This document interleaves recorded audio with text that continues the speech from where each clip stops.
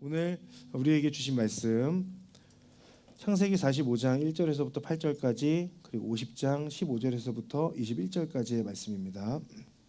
저랑 같이 교독하고 마지막 절 함께 읽겠습니다. 요셉이 자기에게 시종을 드는 사람들이 있는 앞에서 더 이상 자신을 억제하지 못하고 소리쳤습니다. 모두 내 앞에서 물러가라. 그의 곁에 아무도 없게 되자 요셉은 자기 형들에게 자신이 누구인지를 밝혔습니다. 그리고 너무나 큰 소리로 우는 바람에 이집트 사람들이 그 소리를 들었고 바로의 궁정에서도 그의 울음소리를 들었습니다. 요셉이 자기 형들에게 말했습니다. 제가 요셉입니다. 아버지께서 아직 살아 계십니까? 그러나 형제들은 요셉 앞에서 너무 놀라 도대체 대답을 할 수가 없었습니다. 요셉이 형제들에게 말했습니다. 제게 가까이 오십시오. 그들이 가까이 오자 요셉이 형제들에게 말했습니다. 제가 형님들이 이집트에 팔아버린 형님들의 동생 요셉입니다. 하지만 형님들이 저를 이곳에 팔았다고 해서 근심하거나 자책하지 마십시오. 이는 하나님께서 생명을 구하시려고 저를 형님들보다 먼저 여기로 보내신 것이기 때문입니다. 2년 동안 이 땅에 흉년이 들었지만 앞으로도 5년 동안 밭을 갈지도 못하고 추수도 하지 못합니다. 그러나 이 땅에서 형님들의 자손들을 보존하시고 큰 구원을 베푸셔서 형님들의 목숨을 살리시려고 하나님께서 미리 저를 보내신 것입니다. 그러므로 저를 여기에 보내신 분은 형님들이 아니라 하나님이십니다. 하나님께서 저를 바로의 아버지와 그의 온 집 주인인가 이집트 온 땅의 통치자로 삼으셨습니다.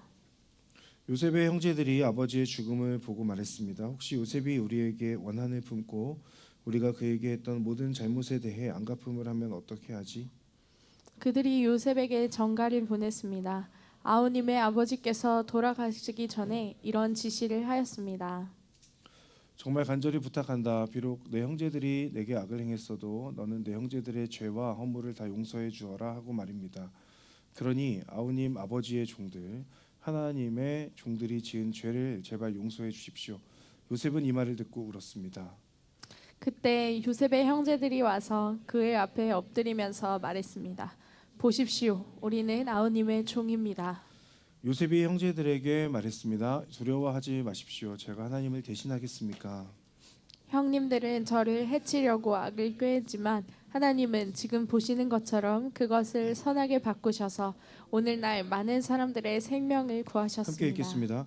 그러니 두려워하지 마십시오. 제가 형님들과 형님들의 자식들을 기르겠습니다. 요셉은 형제들을 안심시키며 부드럽게 말했습니다. 아멘.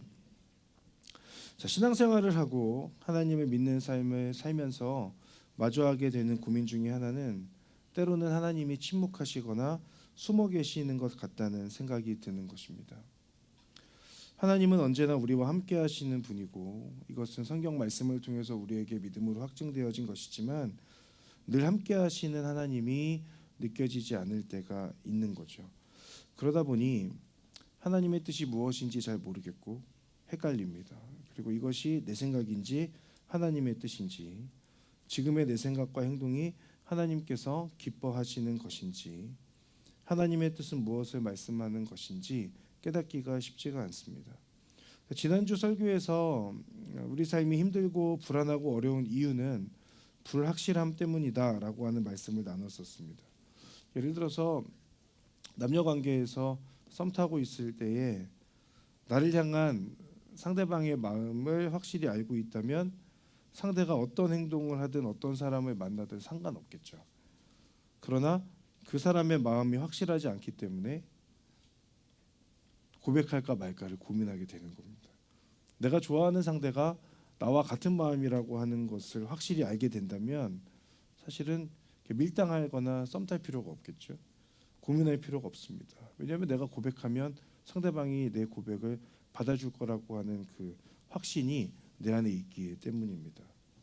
마찬가지로 함께 하시는 하나님, 그 하나님을 믿음으로 믿는 것을 넘어서서 하나님이 늘 나와 함께 하신다는 것을 온전히 경험하며 살아갈 수 있다면 하나님과 우리 사이에 있는 많은 질문과 고민들이 해결될 수 있지 않을까. 그리고 우리를 힘들게 하는 삶의 어떤 고난들도 우리가 마주하면서 이겨낼 수 있지 않을까라는 생각이 듭니다. 근데 문제는 함께 하시는 하나님에 대해서 성경을 통해 깨닫고 믿음으로 받아들였습니다. 하지만 내 믿음의 부족과 함께 하시는 하나님에 대한 그 경험이 많지 않음으로 인해서 하나님을 지식으로는 알아요. 그런데 삶으로는 온전히 누리지 못하는 우리의 모습이 있다는 것이죠. 저는 하나님을 사랑합니다. 여러분도 하나님 사랑하시죠?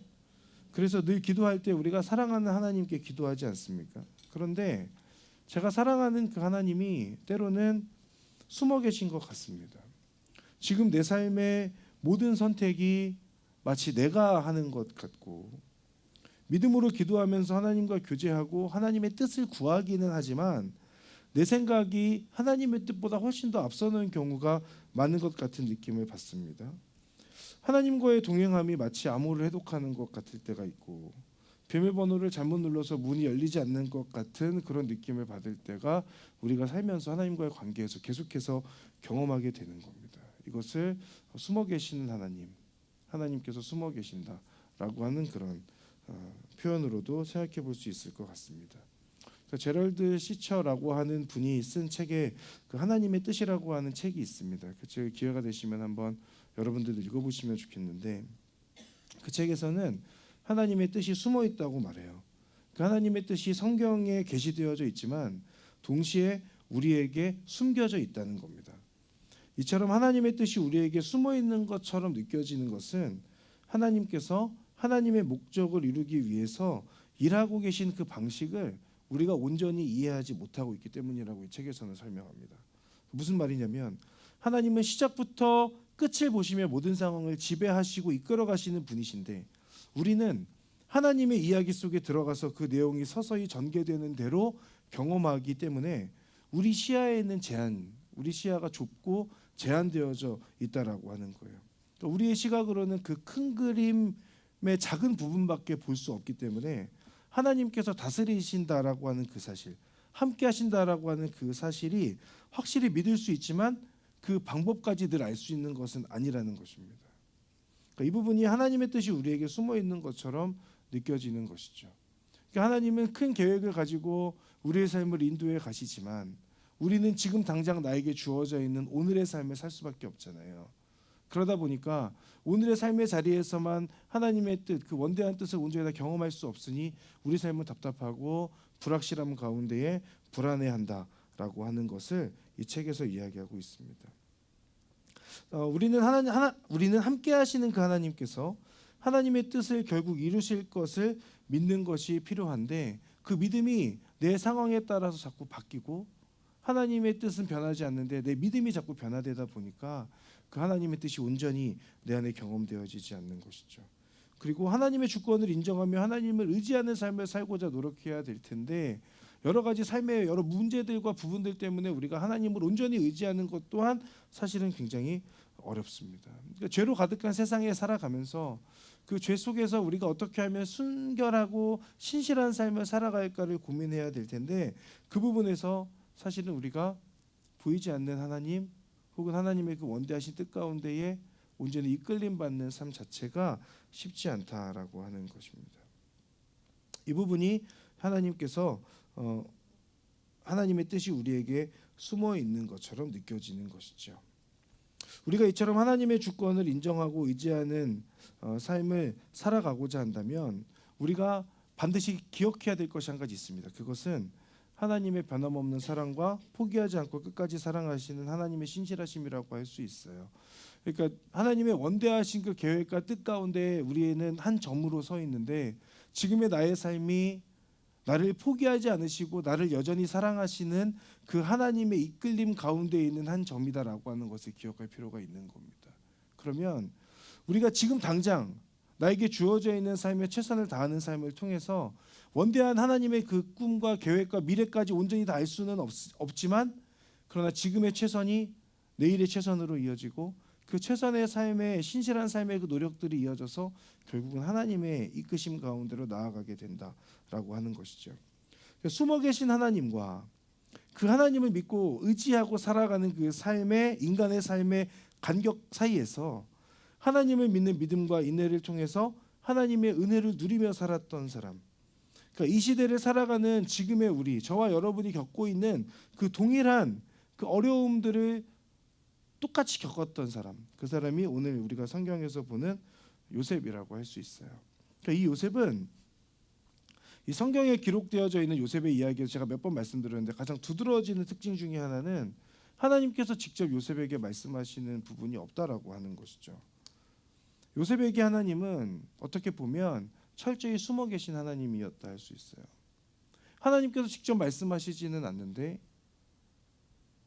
그래서 하나님이 진짜 계신가라고 하는 의심을 할 법도 했던 그런 요셉이었는데 그 요셉은 하나님 앞에 신실한 삶을 살아갔던 사람으로 그려지고 있죠. 형들에게 배신당했죠. 이집트의 노예로 팔려가는 상황에 있었죠. 바로의 신하 보디발의 집에서 일하면서 인정받고 신뢰를 얻게 되죠. 하지만 그 보디발 아내의 유혹을 떨쳐내고 신실한 삶을 살고자 노력하게 되었을 때에 감옥에 갇히는 결과를 얻게 됐죠. 감옥에서도 바로의 신하를 돕게 되지만 잊혀지게 돼서 2년의 시간을 감옥에서 계속해서 보내게 되지 않습니까? 그래서 저는 이 요셉을 보면서 요셉이 하나님을 배신했어도 충분했겠다라는 생각이 들었어요. 얼마든지 믿음을 잃고 희망을 버릴 수 있었던 상황이었지 않을까. 여러분 가족들로부터 배신당한다고 생각해 보십시오. 그리고 내가 뭔가 의로운 삶을 살겠다고 결단하여서 죄를 지을 수 있는 현장에서 뿌리치고 하나님을 의지하는 하나님을 온전히 붙드는 그런 상황에 이르게 됐는데 오히려 감옥에 갇히게 되었다. 우리라면 어떻게 반응했을까? 우리가 생각하는 것보다 요셉의 삶은 어쩌면 더 힘들었겠다라는 그런 생각들이 들었어요. 그러나 요셉은 끝까지 하나님을 믿고 하나님을 신뢰하는 사람으로 등장하고 있죠. 요셉이 범죄했다는 내용이 성경에 없잖아요. 요셉은 하나님께서 직접 말씀하신 적도 없지만 요셉도 하나님 앞에서 범죄하는 모습으로 나타난 것이 없다. 끝까지 하나님을 믿고 신뢰하는 사람, 숨어 계신 듯한 하나님을 포기하지 않는 요셉의 모습입니다. 성경은 하나님께서 함께 하셨다, 하나님께서 요셉과 함께 하셨다는 것으로 요셉의 삶을 정리해요. 그런데 하나님께서 요셉과 함께 하신 것에 대해서 창세기를 쓴 성경의 기자는 그 사실을 알고 믿음으로 쓰고 있는 것이지만 요셉 당시에 요셉 자신은 그 사실을 알면서 살고 있었을까? 저는 그렇지 않은 것 같거든요. 요셉은 그저 자신에게 주어져 있는 삶을 살았던 거예요. 그리고 그 사람의 요셉의 삶의 이야기를 나중에 누군가 글로 기록할 때 하나님께서 요셉과 함께 하셨기 때문에 요셉은 그 상황 속에서 모든 믿음으로 이겨낼 수 있었다라고 그렇게 기록하고 있는 것이죠. 정작 요셉은 자신의 삶의 결말을 알지 못했죠. 그리고 주어진 현재를 살았습니다. 그렇기 때문에 사실은 하나님을 끝까지 믿고 신뢰하는 요셉의 모습이 훨씬 더 놀라운 것 같습니다. 나와는 너무나 다르다. 어떻게 이럴 수 있을까? 멋지고 대단하다라는 생각을 하게 됩니다. 작은 예수 40일 새벽기도가 한 주 지났습니다. 어제 말씀을 전해주셨던 에티오피아에서 사역하시는 김태용 선교사님의 말씀이 제 마음 가운데 와닿았습니다. 오늘 월요일부터 금요일까지 담임 목사님의 말씀도 와닿았어요. 하지만 토요일에 말씀하셨던 김태용 선교사님의 말씀이 제 마음을 많이 울렸습니다. 2014년에 파킨슨 병 진단을 받고 지난 10년여의 시간 동안에 하나님 앞에 매달리고 부르짖는 시간이었다고 말씀하셨죠. 그 부르짖고 기도하는 시간 속에서 많이 울고 하나님의 은혜를 구하는 시간이었다고 하셨습니다. 그런데 선교사님께서 하신 말씀은 하나님 앞에 부르짖어도 몸이 낫거나 문제가 해결되거나 상황이 변화됐다는 것이 아니었죠. 선교사님께서 기도하시면서 깨닫게 된 것은 모든 생각을 뛰어넘는 그리스도의 평강이 마음과 생각을 지켜주신다는 것이었다라고 말씀하셨습니다. 그 마음과 생각을 지켜주시는 그리스도의 평강이 나를 사로잡으면 그렇게 역사하시는 하나님을 경험하게 되면 선교사님의 표현대로라면 광야가 더 이상 광야가 아닌 것이 된다. 광야 가운데에 함께 하시는 하나님을 보게 된다. 그분께서 광야 가운데 길을 내시고 사막에 강을 내시는 것을 경험하게 된다. 그렇기에 그리스도인은 광야가 푸른 풀밭이 되는 경험을 하는 것이 아니라 광야를 지나며 주님께서 내주시는 생수를 마시는 사람들이 된다라고 하는 것을 선교사님께서 말씀하셨습니다. 그래서 저는 선교사님의 말씀을 들으면서 설교를 준비해야 되다 보니까 요셉에게 꽂히게 된 거예요. 요셉이 생각이 났어요. 이해할 수 없는 고난 그리고 어려움을 겪고 있는 요셉이었잖아요. 그런데 그 요셉이 경험한 것은 광야와 사막에 풀이 새롭게 돋아나는 것이 아니라 광야 가운데에 생수를 내주시는 그 하나님으로 인하여서 믿음으로 광야길을 넉넉하게 걸어갈 수 있게 되는 것.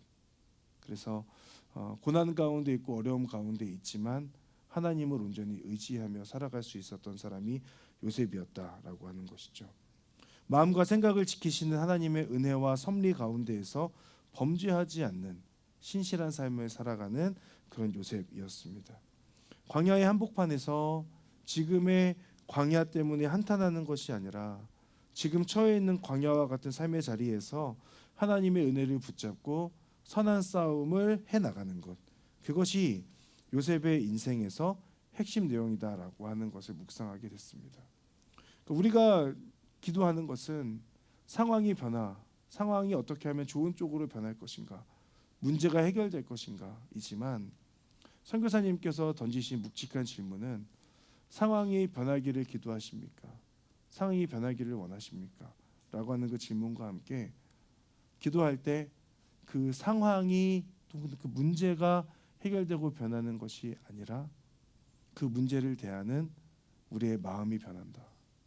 그래서 그 문제를 부딪힐 수 있고 넉넉하게 이겨낼 수 있게 된다라고 하는 것이었죠. 저는 요셉이 자신이 겪고 있는 인생의 고난 속에서 자신을 향한 하나님의 뜻을 온전히 다 이해했을 거라고 생각하지는 않습니다. 왜냐하면 내가 요셉이었다면 형들이 상인들한테 팔아서 내가 상인들에 끌려서 가는 그 상황에서 하나님은 선하시다, 하나님은 내 삶을 인도하신다라고 내가 믿을 수 있었을까? 내 삶이 평탄하지 않은 상황 속에서 저희 선교사님도 마찬가지, 파킨슨병을 앓게 된 상황 가운데에서 하나님은 선하셔, 하나님은 내 삶을 인도하셔라고 그렇게 믿을 수 있었을까? 처음엔 아니었겠죠.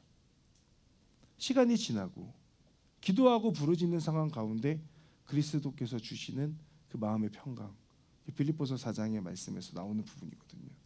그 마음의 평강이 우리 그 선교사님의 마음을 사로잡게 되었던 것처럼 요셉도 처음에는 성경에는 나오지 않지만 하나님을 향한 원망의 마음이 있었을 수도 있겠다. 그런데 그 상황 속에서 하나님께서 찾아오셔서 그 상황을 통해서 요셉에게 말을 걸어주시고 요셉의 믿음을 조금씩 성장시켜 가셨던 것 아닐까. 다 이해되지 않는 상황 가운데에서도 요셉이 했던 선택은 하나님 앞에서 살아가는 삶을 통해 하나님의 뜻을 충실하게 믿음으로 살아내는 삶이었다라는 것을 우리가 요셉의 이야기를 통해서 볼 수 있습니다. 자신의 고난 속에서 하나님은 존재하지 않는다거나 하나님이 자신을 버렸다라고 하는 고백을 얼마든지 할 수 있는 상황이었습니다. 그 상황들을 말하면서 자신이 하나님으로부터 등지는 것에 대해서 얼마든지 정당화할 수 있었어요. 사실 그것이 우리가 하는 일이잖아요. 그러나 여전히 자신을 붙들고 있는 하나님의 다스리심을 믿고 있었고 그 믿음과 경험이 범죄하지 않는 요셉의 모습으로 더 나아가서 자신의 삶을 통해 하나님을 증거하는 삶을 살기까지 하는 사람이 요셉입니다. 여러분, 우리는 이것이 얼마나 어려운지 알지 않습니까? 얼마든지 내가 하나님 탓할 수 있고 얼마든지 내가 상황 탓할 수 있잖아요. 그래서 그 상황들을 탓하면서 하나님을 등지고 내가 원하는 선택, 내가 원하는 죄를 짓는 모습 가운데까지도 나아가면서 그 죄를 정당화하고 합리화시키면서 하나님이 저에게 이 상황을 허락하시지 않았잖아요. 하나님이 저에게 아픔을 주셨잖아요. 하나님께서 저를 힘들게 하셨잖아요. 라고 그렇게 이야기하는 모습이 사실은 우리의 표준이 아닌가라는 생각을 해봤어요. 그런데 적어도 요셉은 그렇지 않았다는 거죠. 요셉은 하나님 앞에서 범죄하지 않기 위해서 그 어떤 상황 가운데에서도 신실한 삶을 살고자 노력했어요. 그리고 결국은 그 자신의 삶을 통해서 하나님을 증거하는 데까지 나아가는 사람이 요셉이었어요. 그 모습 중에 하나가 오늘 본문에 나오는 형들을 용서하는 요셉의 모습이라고 할 수 있습니다. 요셉은 형들에게 자신의 신분을 밝히죠. 그리고 그 요셉 앞에서 형들은 어찌할 줄 모릅니다. 상상도 못한 일이기 때문이죠. 자신들이 팔았던 그 아우가 지금 저 총리라고 한다는 그 생각을 누가 했겠습니까? 그런데 그 가운데 형들을 향해서 요셉이 중요한 말을 하고 있는데요. 우리 길지만 45장 5절에서부터 8절까지의 말씀을 우리 한번 같이 읽어보면 좋겠습니다. 읽겠습니다. 하지만 형님들이 저를 이곳에 팔았다고 해서 근심하거나 자책하지 마십시오. 이는 하나님께서 생명을 구하시려고 저를 형님들보다 먼저 여기로 보내신 것이기 때문입니다. 2년 동안 이 땅에 흉년이 들었지만 앞으로도 또 5년 동안 밭을 갈지도 못하고 추수도 하지 못합니다. 그러나 이 땅에서 형님들의 자손을 보존하시고 큰 구원을 베푸셔서 형님들의 목숨을 살리시려고 하나님께서 미리 저를 보내신 것입니다.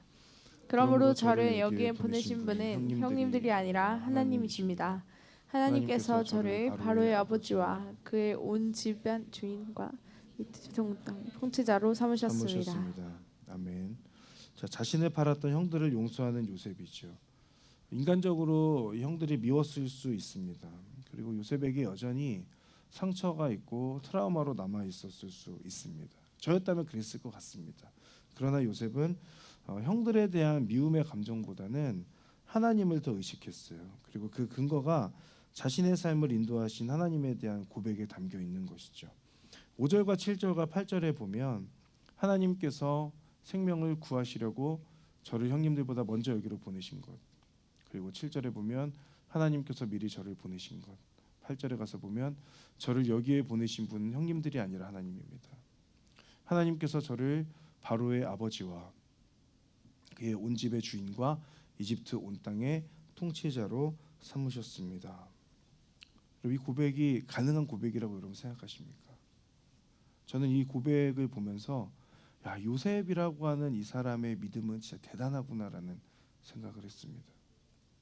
얼마든지 원망하고 죄를 범할 수 있게 만들고 미워할 수 있는 그런 상황인데 지금 요셉이 하고 있는 것은 형님들 걱정하지 말라고. 당신들이 나를 이곳에 팔아버린 것 같지만 하지만 그 가운데 이끄셨던 분은 하나님입니다 라고 하는 그 고백을 하고 있잖아요. 하나님께서 하셨다는 것. 자신의 삶을 인도해 주신 것을 넘어서서 형님들의 목숨과 형님들의 자손의 보존까지 위해서 요셉 자신을 이집트로 보내셨다라고 하는 그 어마어마한 고백. 그것은 요셉에게 있어서 하나님 경험이 축적되어져 있다라고 하는 어떤 증거가 됩니다. 그러니까 하나님 경험이 축적되어져 있지 않은 사람에게서는 나올 수 없는 고백인 거예요. 하나님의 인도하심과 신뢰가 흔들리지 않기 때문에 가능한 고백인 거죠. 고난의 시간을 지나고 총리가 됐습니다. 기근이 찾아오고 곡식을 구하러 온 형들을 마주합니다. 그런데 자신의 위치가 형님들을 구원할 수 있는 권력이 있는 자리인 거예요. 근데 그 가운데 자신의 능력이 아니고 하나님께서 이렇게 인도하셨으니 나의 모든 삶이 하나님께 있다. 내 인생의 모든 상황은 하나님의 선하심 속에 있다. 이것이 온전히 믿어지는 요셉의 고백인 것이죠. 그러니 요셉의 입에서는 하나님이 계속 반복되는 겁니다. 요셉은 형들을 용서했어요. 그러나 그 용서는 인간적인 마음에서 오는 용서라고 하기보다는 이끄신 하나님에 대한 신뢰에서 오는 용서였습니다. 어쩌면 이 부분을 보면서 요셉이 총리가 됐으니까 형들을 용서했지.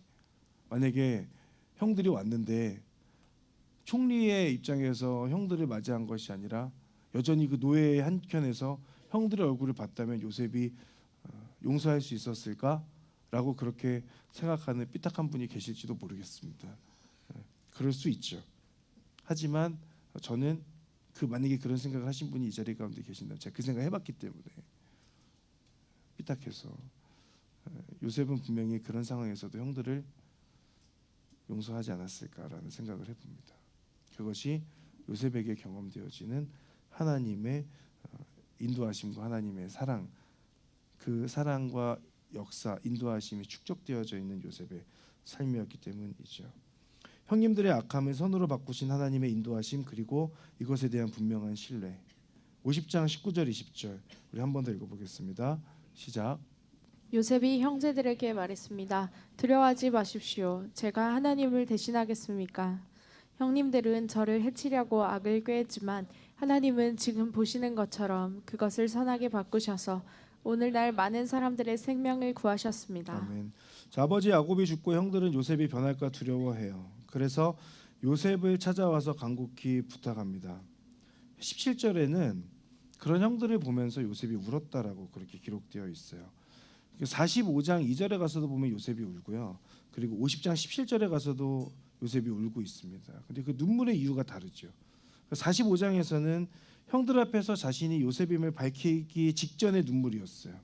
그러니까 막내 베냐민을 챙기는 모습을 보면서 아버지에 대한 어떤 또 가족에 대한 그 사랑하는 모습을 보면서 외로웠던 자신의 감정, 자신의 그동안의 인생이 뭔가 감정이 북돋아 올랐을 수 있죠.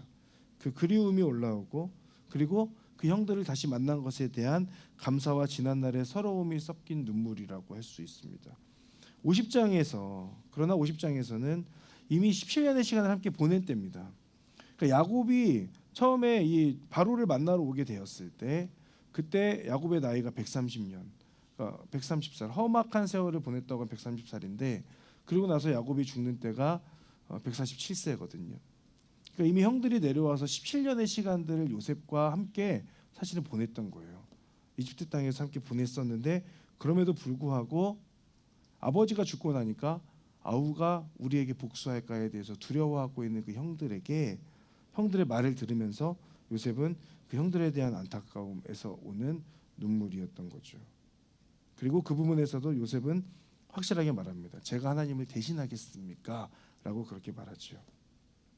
형들을 향한 자신의 용서가 자신의 감정과 능력에 의한 것이 아니라 하나님의 선하신 이끄심과 은혜를 주신 것에 의한 용서였음을 말하고 있습니다. 내가 아니라 하나님으로 인한 용서였다. 그렇게 요셉은 고백하는 겁니다. 형님들은 저를 해치려고 악을 꾀했지만 그러나 하나님은 지금 보시는 것처럼 형님들의 악을 선하게 바꾸셨습니다. 형님들의 가족을 다 돌보게 하셨습니다. 그러니 안심하십시오. 제가 형님들과 형님들의 자식들을 기르겠습니다. 내가 용서하겠다라고 하는, 내가 그 사람들을 용서하겠다라고 하는 의지적 결단이 필요하지요. 그러나 인간적인 의지력의 결단에는 하나님의 은혜가 함께 있어야 합니다.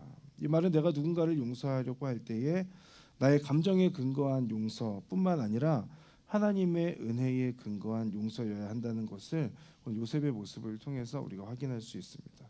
그렇다면 우리가 간구할 것은 하나님, 저 사람을 용서할 수 있는 하나님의 마음과 하나님의 은혜를 저에게 주십시오. 제 인간적인 마음으로는 저 인간을 용서할 수 없는데 하나님께서 은혜를 주시면 저 인간도 제가 용서할 수 있습니다. 그러니 하나님 은혜를 주십시오라고 하는 기도가 되는 것 아닐까 싶습니다. 저는 요셉의 인생이 숨어 계신 하나님과의 숨바꼭질처럼 보여졌어요. 하나님은 숨어 계시고 요셉은 그 하나님을 찾는 여정, 그리고 자신이 겪고 있는 삶에서 숨어 계신 것 같은 그 하나님과 숨어 있는 것 같은 하나님의 뜻을 찾는 시간들, 그 시간의 여정에서 하나님의 선하심과 인도하심을 깨닫게 되었던 요셉, 그리고 그 고백이 하나님을 의지하며 형님들을 용서하는 고백으로까지 지금 나타나고 있는 것이죠. 저는 제 딸과 한 번씩 가는 아울렛이 한 곳 있는데요. 그곳에 가면 실내 놀이터가 있습니다. 여러분도 한번 다산 쪽에 가면 있어요. 거기 가면 오늘처럼 이렇게 추운 날에도 미끄럼틀이랑 시소 등을 탈 수 있는 실내 놀이터가 있습니다. 어느 순간부터 제가 그곳에 가면은 넓지 않은 장소예요. 그곳에 가서 저희 딸과 함께 하게 된 놀이가 숨바꼭질입니다. 사람들 많은 데서 저희 딸은 꼭꼭 숨어라를 외치고 있어요. 사람들이 많은 그곳에서 머리카락 보인다며 꼭꼭 숨으라고 하는 그 딸의 외침 때로는 부끄럽습니다. 그리고 민망하기도 하지만 행복한 시간이기도 합니다. 그곳이 넓지 않은 장소에 기구들이 막 이렇게 있어가지고 숨기에도 좋고 또 바닥도 이렇게 넘어져도 다치지 않는 소재로 되어 있어서 놀기에 굉장히 좋은 곳입니다. 그런데 제가 딸과 숨바꼭질을 하면요, 그냥 딱 숨어 있지 않게 되더라고요. 숨어 있긴 한데 숨어서 계속 이 아이가 어디에 있는지를 보게 되고, 그리고 이 아이를 계속 주목하게 됩니다. 그렇게 하게 된 이유는 딸이 더 어릴 때 같이 이 놀이를 했었는데 이 아이가 혹시나 다칠까 봐 걱정돼서였어요. 왜냐하면 이게 사람들이 많이 있으니까. 제가 그렇게 숨어서 이 아이를 지켜보고 있으면 이 아이는 저를 찾으려고 여기저기 막 둘러보다가, 근데 그 모습이 너무너무 귀엽습니다. 그 모습이 너무 즐거워 보입니다. 딸이 이 시간을, 저랑 같이 노는 이 시간을 좋아하고 즐거워하게 된 그런 이유가 있어요. 왜냐하면 지금 당장 자식이가 찾아볼 때 숨어있는 아빠가 보이지는 않는데 이 아빠가 어딘가는 숨어 있을 거라고 하는 그 믿음이에요. 그리고 자신이 진짜 못 찾을 때 못 찾겠다 꾀꼬리를 외치면 아빠가 여기 있다고 하면서 딱 나타날 것을 얘는 알기 때문에 그렇습니다. 아빠가 숨어 있지만 사실은 숨어 있는 것이 전부가 아님을 이 아이는 알고 있는 겁니다. 그러니 그 시간이 즐겁고 행복할 수 있죠. 저는 요셉의 삶을, 이제 창세기 마지막에 와서 요셉의 삶을 읽으면서 너무 힘들었던 삶이고 고난의 연속이었다. 이해되지 않는 삶이었다. 외로운 시간이었다. 때로는 침묵하는 하나님, 그리고 하나님이 자신을 버린 것 같은 그런 느낌. 하나님이 계시지 않거나 하나님이 숨어 계신다는 느낌을 요셉이 받지 않았었을까 생각했습니다. 그러나 요셉은 하나님 앞에서 살아가는 것을 포기하지 않았습니다. 여전히 자신을 붙들고 계신 하나님을 의지하고 살았습니다. 하나님을 붙드는 요셉의 삶, 그 삶이 숨바꼭질을 하는 제 딸과 같다는 생각을 하게 됐습니다. 힘들고 외롭고 하나님이 숨어 계신 것 같은 그런 시간을 겪는 요셉이었지만 언제나 자신을 지켜보고 계신 그 하나님에 대한 믿음을 가지고 살아갔던 삶이었다. 삶을 인도하시고 함께 하시는 하나님으로 인해서 숨어 계신 그 하나님을 찾을 수 있는 그 숨바꼭질의 삶이 요셉의 인생이었지 않았을까. 어쩌면 하나님은 요셉이 찾을 수 있도록 여러 상황들을 통해서 요셉에게 계속해서 말씀하고 계셨던 것 아닐까. 요셉은 그런 하나님을 찾으면서 외치기도 하고 때로는 정말 안 보일 때는 못 찾겠다 꾀꼬리를 외치면서 하나님, 저희가 지금 이렇게 하나님을 찾고 하나님을 부르짖고 있지 않습니까? 저에게 말씀해 주십시오 라고 하는 그 외침을 신실한 삶으로 살아냈었던 사람이 요셉이 아니었을까라는 생각을 해봅니다. 사랑하는 여러분, 우리 삶은 하나님과의 숨바꼭질입니다. 하나님이 보이지 않고 느껴지지 않아도 하나님과의 숨바꼭질은 행복한 여정입니다. 왜냐하면 하나님께서는 하나님을 찾고 있는 어린아이 같은 우리들을 때로는 숨어서 지켜보고 계시지만 우리가 위험의 상황에 놓인 것 같으면 언제든 바로 나타나시는 분이시기 때문에 그렇습니다. 하나님 앞에서 신실한 삶을 살기 위해 치열하게 노력하는 저와 여러분의 삶이 되기를 바랍니다. 하나님이 느껴지지 않을 때, 하나님이 숨어 계신 것 같을 때, 그때도 하나님은 여러분과 함께하고 계십니다. 이 사실을 확신하고 믿음으로 나아갈 수 있는 그런 은혜가 여러분들 가운데 임하기를 바랍니다. 우리가 할 것은 나를 지켜보고 계신 하나님을 의식하는 삶을 사는 거예요. 도무지 하나님을 찾지 못하고 느껴지지 않을 때에는 하나님을 핑계 삼아서 하나님을 놔버리거나 등지거나 죄를 짓는 것이 아니라 나를 붙들고 계실 그 하나님을 향하여서 담대히 외치는 겁니다. 하나님을 못 찾겠다 꾀꼬리를 계속 외치면 하나님이 짠 하고 나타나시지 않을까. 창세기를 마무리합니다. 아브라함과 이삭과 야곱 그리고 요셉의 삶까지 답이 정해져 있는, 그리고 언제든 찾을 수 있는 하나님과의 숨바꼭질의 삶을 살았던 4명의 족장이 아니었을까. 불확실한 미래, 그리고 죄로 인해서 흔들리는 삶, 사람의 괴롭힘과 배신에 의한 상처, 그러나 그 가운데 함께 하시는 하나님을 붙드는 치열함이 4명의 족장에게서 발견하게 되는 공통점입니다. 그리고 그것은 우리들에게도 동일하게 요구되고 있는 것이죠. 사랑하는 여러분, 하나님과의 숨바꼭질을 즐기는 저와 여러분들 되기를 바랍니다. 하나님이 우리를 지켜보시며 시선을 떼지 않고 계심을 여러분 꼭 기억하시기를 바라요. 하나님께서 우리와 함께 하십니다. 하나님께서 여러분과 함께 하십니다. 하나님께서 여러분을 여전히 지켜보고 계십니다. 우리 시간 함께 찬양하며 하나님 앞에 나아가겠습니다.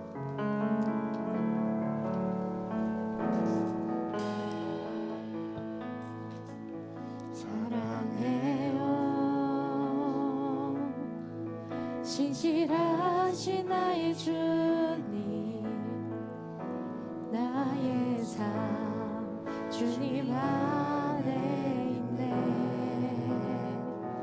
눈을 뜨는 아침부터 나 잠들기까지 선하신 주를 노래하리 신실하신 나의 주님 신실하신 나의 주님 나의 삶을 인도하셨네 나의 모든 호흡 다해 선하신 주를 노래하리 손 한번더 고백합시다. 사랑해요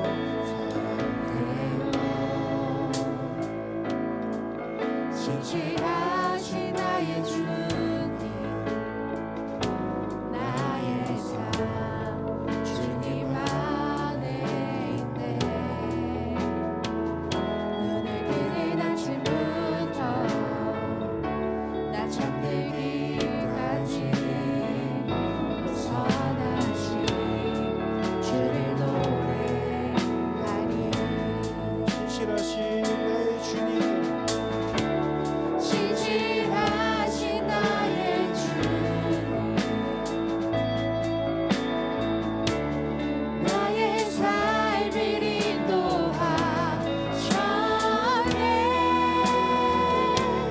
나의 모든 호흡 다해 벗어나신 주님 노래하리 사랑해요 사랑해요 나를 인도하신 주님 나를 인도하신 주님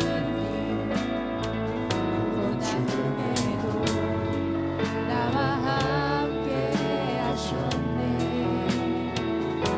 내 아버지 되시며 내 친구 되신 주 나의 삶 주님 안에 있네 신실하신 나의 주님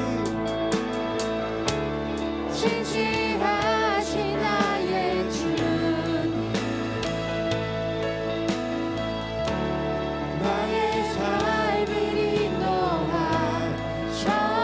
인도하셨네 나의 모든 호흡 다해 벗어나신 주를 우리 한 번 더 고백합시다. 신실하신 나의 주님 신실하신 나의 주님 나의 삶을 인도하셨네 나의 모든 호흡 다해 선하신 벗어나신 주님 노래하니 주님